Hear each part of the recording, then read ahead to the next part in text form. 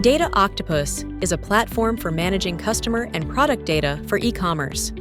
It's used by medium and large online shops that want to increase their sales profitability.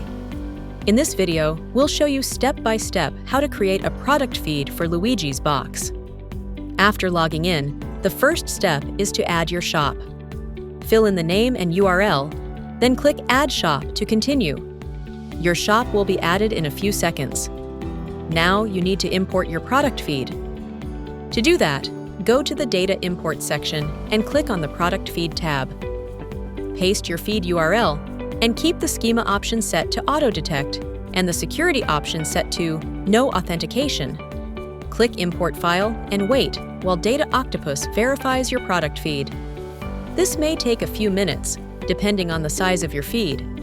Once the data source is imported, it should look like this.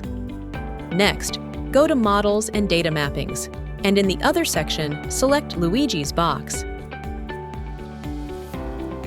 Enter the name for your model and choose the import source. In this case, the product feed import you created earlier. Click Use Channel to proceed.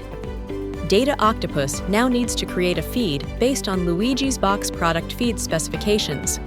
To do that, click Run Mapping. After a moment, once it's ready, you'll see details for each product.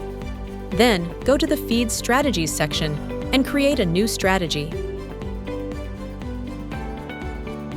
Enter the name. Select the model you just created and save the settings. Once everything is prepared, you'll see a link to your new XML feed and an overview of your product data below. And that's all. You've successfully created a new feed for Luigi's box.